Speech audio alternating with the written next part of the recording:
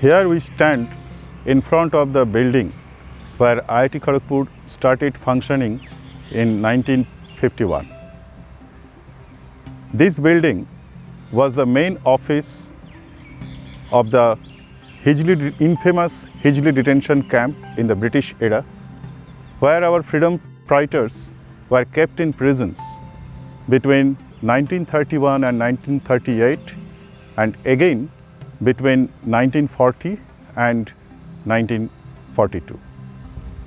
In 1951, the institute was formally inaugurated on 18th August by Maulana Abul Kalam Azad, the then Education Minister of the Government of India, and the institute was renamed Indian Institute of Technology Kharagpur. Many of our distinguished teachers and researchers did leave their influence, lifelong influence, presence in the minds of their students and colleagues, and they have become part of the myth and folklore of IIT KGP diaspora. Today, let me introduce you to such a person who has become already a legend among us, an acknowledged genius from his student days, a President of India gold medalist, of the toppers of the graduating batch of 1985, the Young Scientist Award winner from Indian National Science Academy in 1991, Young Engineers Award from Indian National Academy of Engineering in 1994, Swarno Jayanti Fellowship in 1998, Shanti Swarup Bhatnagar Award in 2000, and it continues. A J.C. Bose Fellow, Fellows of several academies. He is through and through a KGPian. Graduated from the Department of Computer Science and Engineering in 1985. Obtained his PhD degree in 1988 from the same department and joined as a faculty member, and is still continuing with us as a professor in the department. He served as Dean Sponsored Research and Industrial Consultancy for more than 10 years, and then served as a director of this institute between 2013 and 2019. So let me introduce Professor Partha Pratim Chakrabarti, aka PPC. PPC, it's great to have you with us today. Did you ever think in your student days that you'd be attached with this institute through and through and oversee its growth and development as a director? First of all, thank you, Jayanta, for inviting me for this discussion. No, actually, I have never thought of these things in any way that way. I took things as they came, but after a certain point of time, I decided that I will not move. But that was not when I joined IIT Kharagpur. But after I joined as a faculty member, even then it was not 100% sure.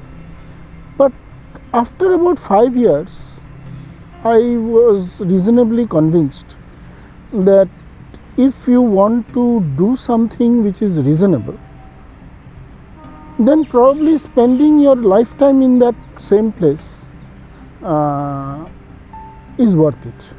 You were a student here, you spent as a research scholar, that's also a semi-student state, and then you became a faculty member, then you were part of this administrator very long years, have become the director. So which part so far you enjoyed the most? See, there are different phases. One of the most interesting phases when you reflect back upon is when you are a student. your student life in this institution was, my student life was an eye-opener, because the IIT system is very unique. The IIT system, in a system here where people from all walks of life, from a very ordinary family person to a very rich family person, stays in the same place, mini India, all over the country. We also had foreign students. And you think, you debate, when you come into an institution like IIT, you come with a peer pressure. Everybody thinks that you must get into IIT. And the most important thing that I learned here, because we mixed with all kinds of people, and because I mixed with all kinds of people, the openness of attitude, being open, holding on to your own principles, but being open to everybody's opinion and respecting them, was a very important learning. And that learning is a learning which is very important in academics also. Listening to peers, understanding what others say. So that was a very, very fruitful time. The second fruitful time was when I was a young faculty member. From the starting point, people said, "Why are you here? You should have gone abroad." The most interesting thing was that I was the topper of my class, but my salary was the lowest among my classmates. So, Yeah. but, and every time people, I would say that, we want to do something which is unique. For the first time, we want to do it in India. People said it cannot be done. So whenever people said cannot be done, I used to get excited, ego used to get hurt, and you start. So those periods of times were very enriching. When you tried to break the grass barriers one after another in research, then came, so this was very interesting. Then came the time when you thought that since I'm going to stay back in this institution, I must try to make lasting contributions to the institution. The first step of making lasting contributions to an institution is to build the next generation of people. So how do we create people who are really good and who will become the flag bearers of the next faculty of the department, the next level researchers of the department? You and I were part of the first group who came to do research back after by doing our BTech here. We came and did our PhD in the institute. We were the first batch. After that, the objective was to create the next level of people. So that is when we started building up these massive projects, try to get industry projects, try to get funding, try to build laboratories. And that is when I moved on into the administration side. Then you are the face of the institute.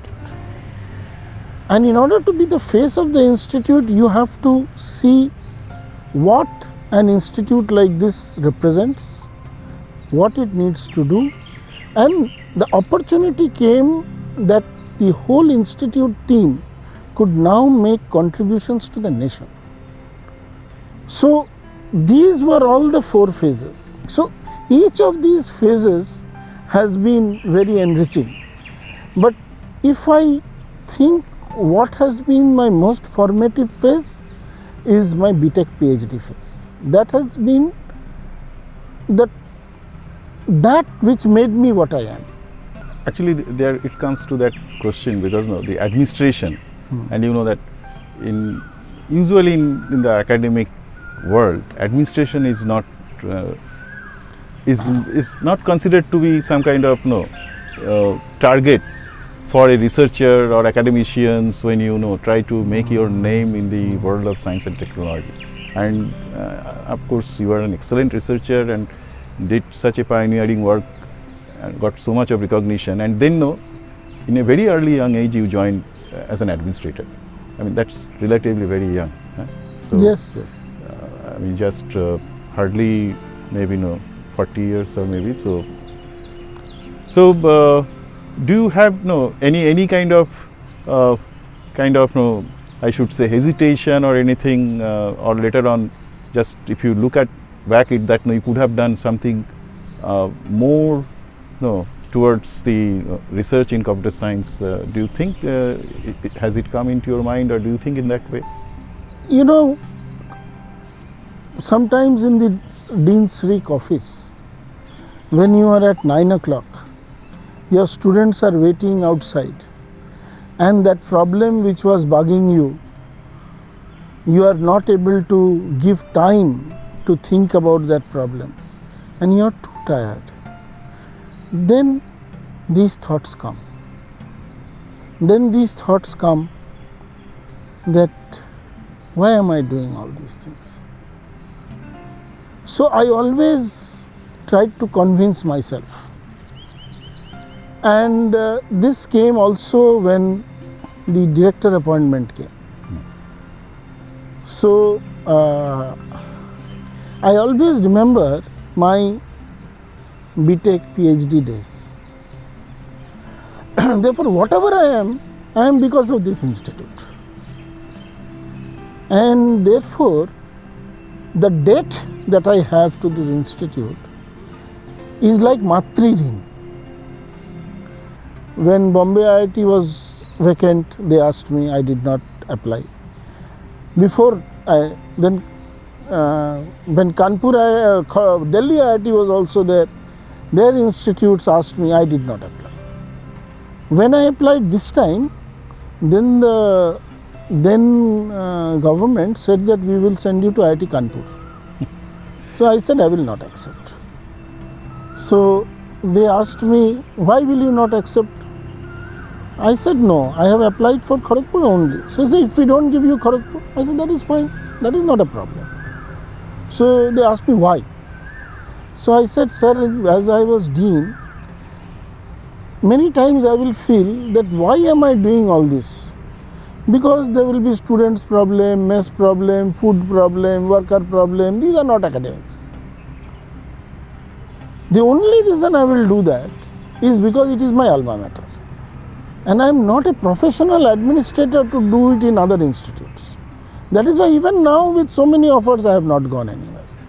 We know that you had always you have those invitations worldwide. Now, that also brings to me, again, another question brings to us, that what do you find in this place? Because it is just, you spent your student days, and you also have visited many other places, you spent time, also as a director or even in various members of various committees. So, what is that IIT Kharagpur? Just, is it the question of alma mater and kind of allegiance to it, or is there anything, is there something which you find very unique and which drives you? There are 2-3 things. There are 2-3 things, few deep from the heart, few practical. First is, it is my alma mater. It is the place where I am most comfortable. So, it is like your home. So, thinking about doing anything beyond your home is not. So, that is number one. Number two, you may not be aware that my school teacher was incarcerated here for 14 years. Oh. Yeah. In this Hijli jail. In which year? During? He was Bimal Nandi. He was a freedom fighter, and he was in the Bengal Volunteers with Dinesh Gupta group. Okay. And he was incarcerated. He was part of these escape part, and we used to hear a lot about it from him. Okay. So that 1933 or something. 30s, 40s, that time, yes. So he was here for many years. So that, somehow it's an unexplainable thought that one of the most brilliant students gave away all his career so that we can get education. So that hits me. The third thing is that my home was in Calcutta. And every time my mother or father used to ask me, my mother used to ask me, that why don't you go abroad? So I said, if I go, I will never come back. That's true. It is very difficult, going to be very difficult to come back if I go. So I do not want a situation where I am not able to take care of my parents when they are unwell, ill, old. And then when research flowered, when we saw that we could take on the best in the world, we are doing research here.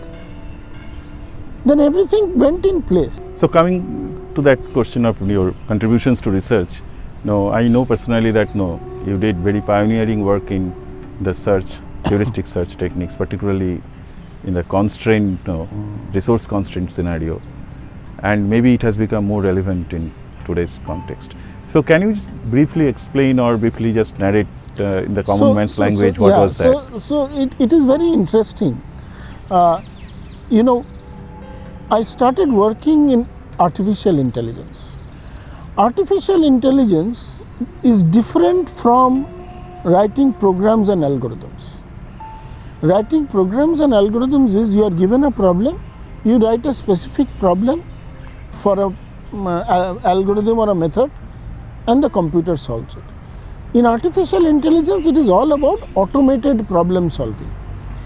Automated problem solving means the problem description is the input. The solution is automatically generated from the problem description. So today I give you a chess playing problem, tomorrow I give you a deduction problem, day after tomorrow I give you a circuit design problem. All are inputs to the same method. So that is the first thing that attracted me, and then Professor Desharkar, Professor Sujay Ghosh, and we were all part of a group. You were also there. We were all doing research together. We used to work on each other's problems. This automated problem solving or AI consists of three parts. One is, in a huge space of possibilities, you have to find a solution, a path, let us say. So this is the huge space of possibilities is like a graph, but it is so huge that you cannot store it. Like the Google map, you cannot store all cities etc. in your computer or your laptop. So how do you find solutions to such problems which are huge? So this is the problem of search in AI, as you talked about. The second aspect of AI is inference or deduction, where logic is applied. So the whole of logic is applied into this of AI. The third leg is learning. While you are solving, while you are applying logic, you are learning. And these three form a resurgent triangle. So my first contribution was in understanding the foundations of search. But this constraint search that you came out of a very interesting requirement. We all used to go to that computer science department and our computer used to run. So if I have to compete to solve problems of the same size as people are solving in CMU or Stanford, who are our competitors, then my programs would run for 3 days because we didn't have powerful computers and they did not have enough memory. And I used to sit down, sleep in the classroom, and program used to run in the lab, or I used to sleep in the lab and wake up and see if program has crashed, if memory has crashed. So that gave me the idea that if I have to run my programs, I have to run it in limited memory. That is when this idea of constraint memory search came, which was that first paper that came out on limited memory. After that, we solve many problems. We solve problems on constant time. So different computers have different times and different, so these are called contract algorithms. I will tell you that you give me the best possible solution in 2 hours. So then the previous algorithm was a reuse of memory, because memory is something can be reused. Time cannot be reused. Once you take away time, it cannot be reused. So for time constraint algorithms, we went through a new probabilistic approach, and we proved certain theoretical results on certain distributions, and based on that we got time constraint algorithms. So then there are problems which involved cycles in state space graphs, and there were no solutions to them. So we found the first solutions ever for graphs with cycles.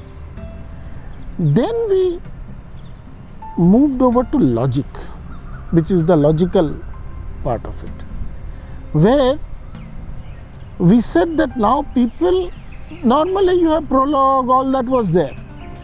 But to solve these constrained optimization problems using logic, because writing them as search is very cumbersome. So how do you efficiently solve logic problems where the back end of these search algorithms are there? So that is how we started solving them. And then we started incorporating learning into all this. But those were very preliminary learning, not the machine learning that is prevalent today. But while doing these things, a thought came as to where will they be applied.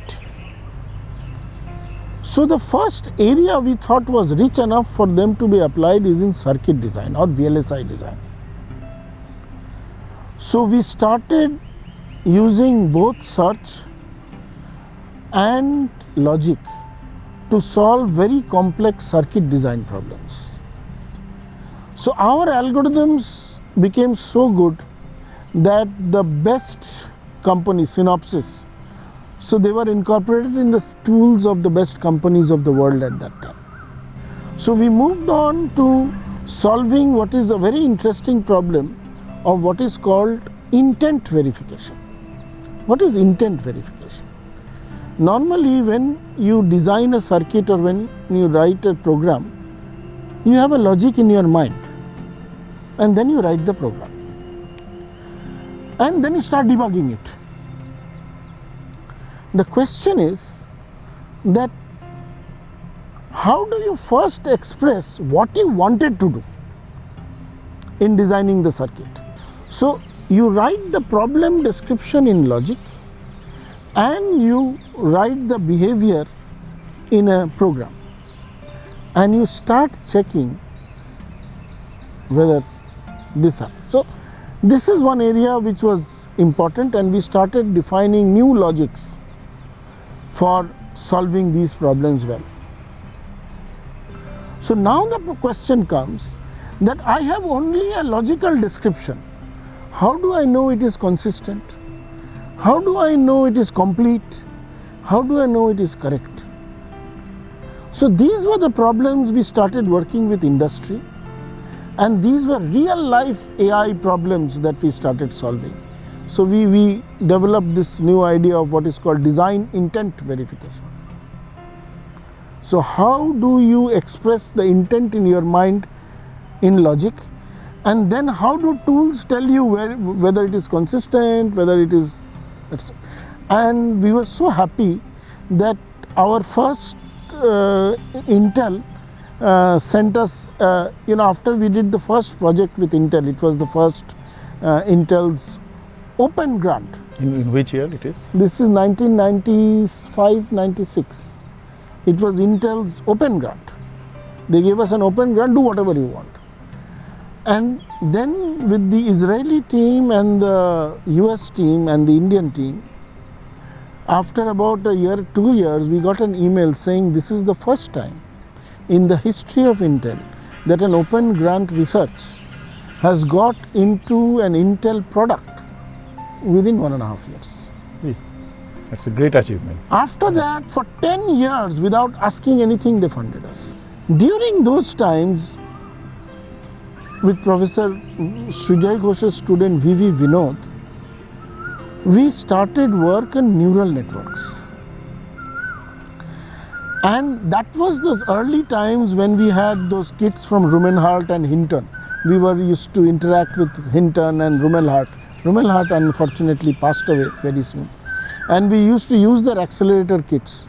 And even day before yesterday, when I went unfortunately to Professor Ghosh's room to just clear, I took out that paper where we had that for the first time developed the first neural network which was incrementally trained.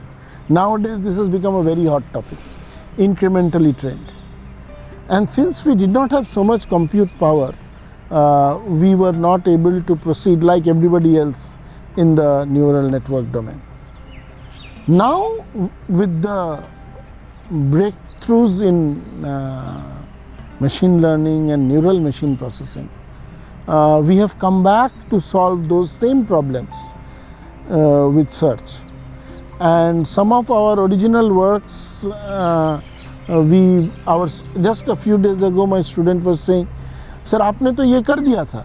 I said, "हाँ, we had done it, but not at the scale that they have done it now." So what are you presently doing? So presently, I am trying to make sure that AI is dependable and trustworthy. Because today, people have been able to show that AI will give you magical results, but it may fool you. So is there any difference between AI and machine learning? Because what you are saying, people will say about machine learning. Right. So in general, there is no very clear boundary. In a textbook, there is a boundary. They call chapters on search, deduction, planning, machine learning, deep learning, and so on and so forth. You can say everything is machine learning, but the terminology is like this, that AI has got three parts. One is symbolic AI, which uses algorithms, symbols. For example, you want to solve the symbolic integration problem, even without the bounds. So like we solve a symbolic equation solver. So we do that by applying rules and things. So normal search, these are all symbolic methods. So they search, constraint satisfaction, planning. So they have this symbolic aspect. The other aspect is statistical. When you have lot of data, then you can use statistical methods to infer. That when you have lot of data and you use a large number of statistical methods to infer is in local parlance called machine learning. But symbolic machine learning also exists. Machine learning is a method by which machines learn from examples, learn from various things. So when you learn from data, but data can also be symbol, data can be anything. So the third leg is when you use paradigms like neural network processing. That is not even statistical, because that produces a different kind of result. So while you look at kind of regression model. Yeah, classification, regression, but in a different way, because there the features are also automatically extracted. Your input is only data. So this is a new model. So you have a triangle called search, deduction, learning. And you have a reverse triangle which is symbolic, data driven, neural driven.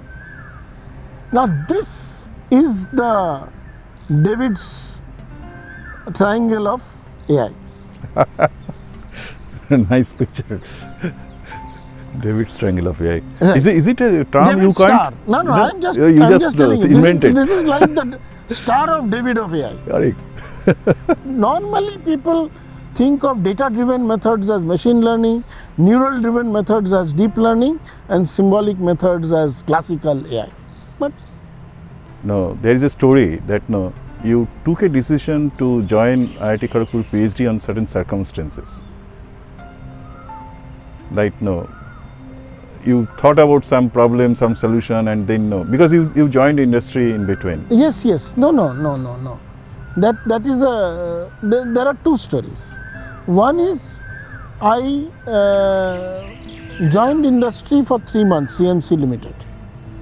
I had applied for PhD, but I could not come for the interview. Okay. And so there was a dilly-dallying, but the professors finally, Sudipta Bhaumik was there and few other people, I think Shantanu was there, and they finally decided to put my name at the end. So I was selected. It was not for anything else. Okay. The interesting thing was that one of the algorithms of this memory constraint search came through a very dreamlike visual paradigm. That happened was in Professor PPD's house, we were watching World Cup. So we used to watch and I used to sleep there. So this was a problem. It was 86 World Cup. Maradona's. Maradona's World Cup. Yeah. And I was trying to I'd solved the memory restricted search in ordinary graphs. But I was not able to solve the memory restricted search in Andor graphs. And I was trying for months after months and not able to solve. And I was not able to come up with a very clear algorithm, neat. All algorithms were very complicated. So one day I was sleeping. After watching all those matches, I was sleeping. And when in the morning when I was waking up, I was awake, but my body was sleeping.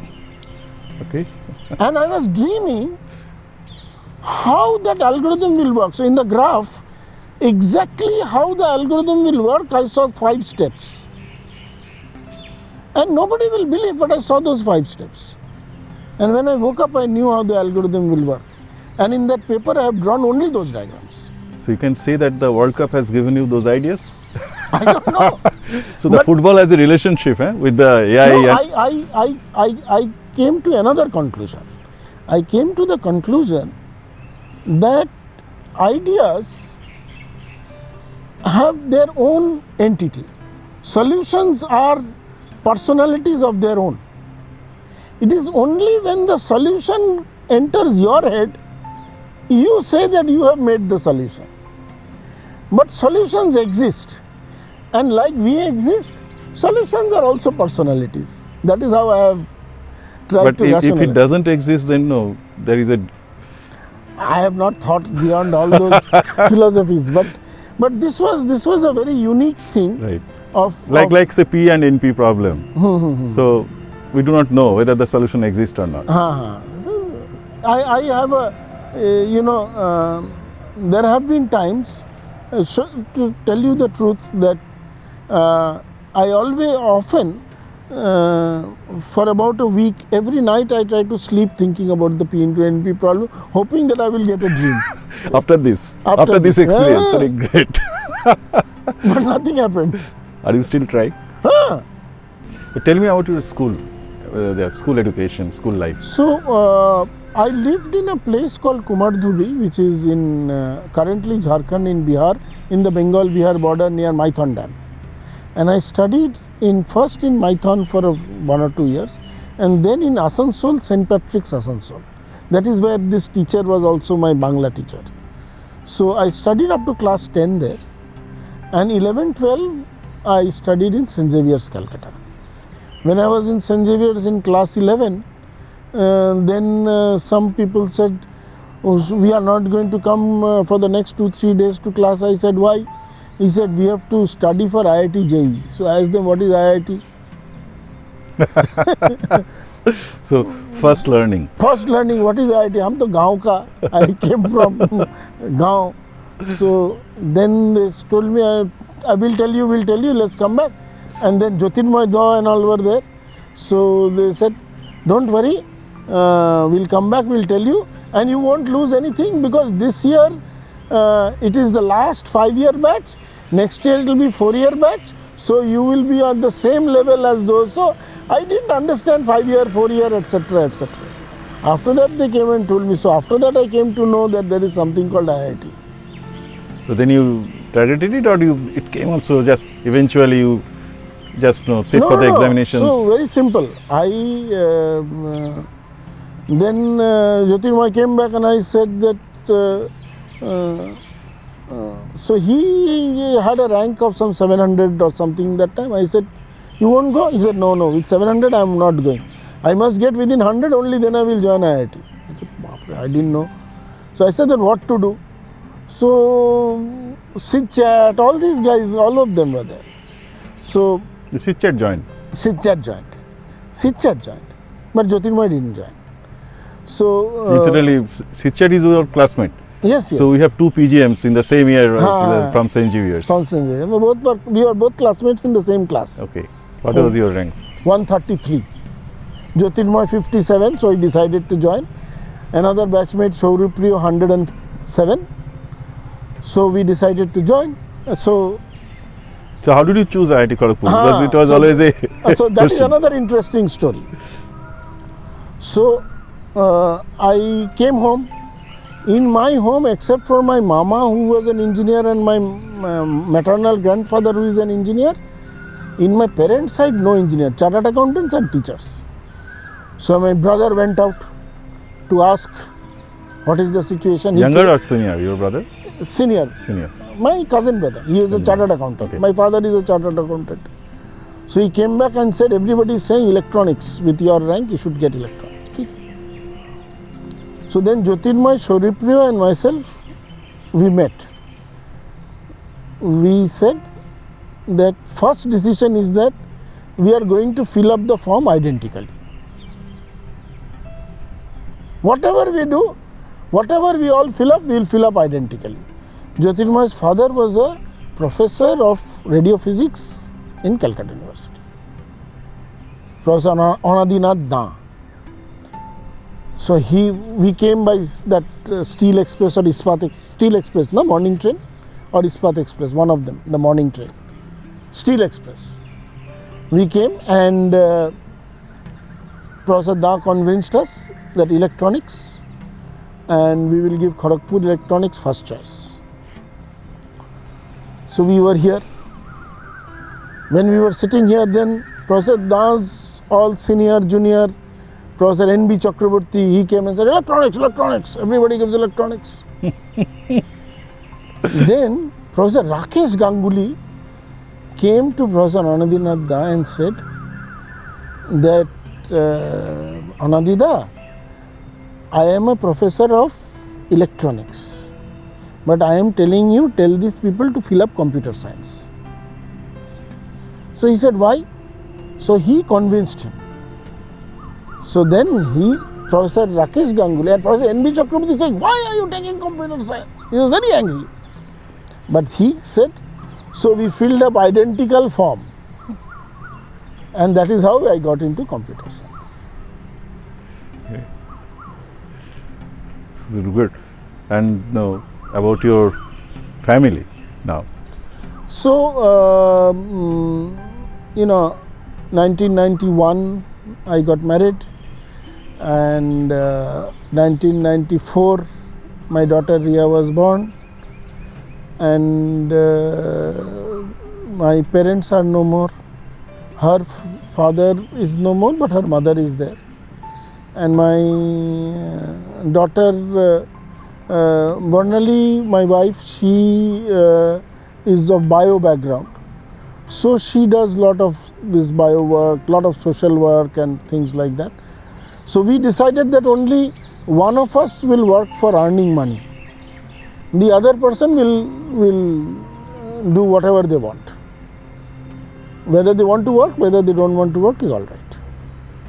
So Barnali opted for that. She says, you go and work. So, and my daughter, she grew up, the first thing she decided was that she will take a subject that is as far away as from father. So that father does not disturb her at all.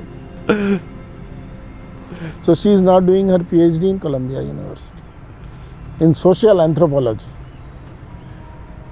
Great. So I mean, it was very nice to know, see, all your journey. And so just coming back to a little more on the professional side. So how do you foresee the future of IITs? Currently, you have seen a lot of changes are coming. This education policy, it has come. The government policies regarding funding is getting quite changed. So, what is your expectation and what is your thought about IITs that? now need to do a lot of soul searching. See, at one point in time, the IITs were meant to develop the best people, and the best people typically evaporated outside of this country, and many people stayed back, and the contributions in terms of people have been enormous. IITs should remain elite institutions but not be elitist. That's the very beautiful message. Elite but not elitist. Elite but not elitist. Otherwise, you would have not come to this institute Otherwise you with would our have not background. come. IITs should not be elitist institutes, and therefore the role of IITs is to nurture that. And in order to nurture that, the IITs have to open up and embrace those. See, already the IITs are a great institution because even today nobody is denied to study in an IIT. If you get into an IIT, whatever is your family income, you will be able to more or less survive. There are means and measures, various scholarships, etc. etc. But getting into itself is also quite expensive. Is expensive. Education has become expensive. It's very, getting into IITs is now more expensive for a Mufassil boy than studying in IIT. So unless we are able to break those barriers, unless we are able to ensure that we are able to embrace the more beautiful people instead of only curated people for an IIT exam, we are able to curate the beautiful minds of all the people who are in this country. We have to do soul searching. This is one side. The other side is that while we solve really interesting and open problems, we have to translate this problem to the people of India. That was one of my core concepts for National Digital Library. Why? What will we give so that every student in this country will say that this I have got from IIT Kharagpur? Can we do one thing that will reach every student of this country? So that was the motivation for National Digital Library of India. That can we build platforms for change? So IITs have to build platforms for change. Like your healthcare. We have to take it. The way you did healthcare, to take it to remote places. We have to scale it. We cannot remain pockets of excellence. Yeah. So thanks, PVC. It was very enriching. Thank you. For sharing your experience. Thank you. Always welcome. Wish you all the best, and wish you that you dream your solutions more Yes, to give I us think more. please bless that I can get one or two more dreams by which I can get the solutions. Even day before yesterday, I tried to sleep with the P equal 10. It is not coming at all. So let's hope. Thanks a very lot. much. Yeah.